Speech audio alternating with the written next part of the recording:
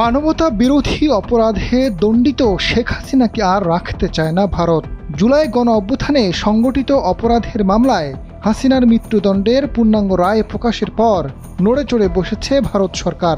গঠনমূলকভাবে বাংলাদেশের সঙ্গে যোগাযোগ চালিয়ে যাওয়ার কথা বলেছে দেশটির পররাষ্ট্র মন্ত্রণালয়। হাসিনাকে ফেরত পাঠানোর বিষয়ে ঢাকার অনুরোধ পর্যালোচনা করা হচ্ছে বলে জানিয়েছে দেশটির পররাষ্ট্র মন্ত্রণালয়ের মুখপাত্র রণধীর জয়সওয়াল।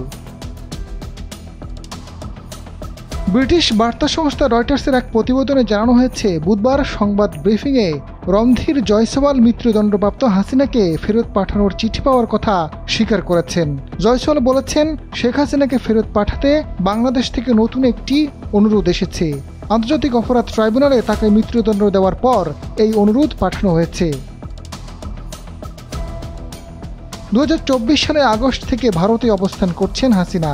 জুলাই ছাত্র জনতার তুমুল আন্দোলনের মুখে ভারতে পালিয়ে যান তিনি। তখন থেকে দেশটির অজ্ঞাত স্থানে অবস্থান করছেন। তাকে 2 দফায় ফেরত চেয়ে চিঠি দিয়েছে বাংলাদেশ।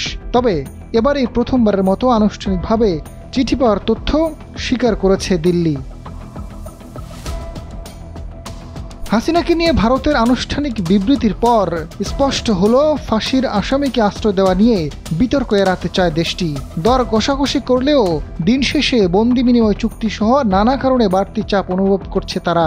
বিশেষ করে মোদী সরকারকে ব্যবসায়ীদের বড় একটি অংশ চাপ সৃষ্টি করছে, কারণ বাংলাদেশিদের যাতায়াত বন্ধ হয়ে যাওয়ায় তাদের স্বাস্থ্য ও পর্যটন খাত চরমভাবে ধসে পড়েছে। একই সঙ্গে 2 দেশের মধ্যে বন্দি বিনিময় চুক্তি থাকার কারণে দণ্ডপ্রাপ্ত আসামির বিনিময়ের ব্যাপার রয়েছে, জানিয়ে বেকায়দায় মোদী সরকার। দেশটির পররাষ্ট্র মন্ত্রণালয়ের মুখপাত্র স্পষ্ট করেছেন, হ্যাঁ, তারা অনুরোধ পেয়েছেন। এই অনুরোধটি চলমান বিচারিক ও অভ্যন্তরীণ আইনি প্রক্রিয়ার অংশ হিসেবে পর্যালোচনা করা হচ্ছে।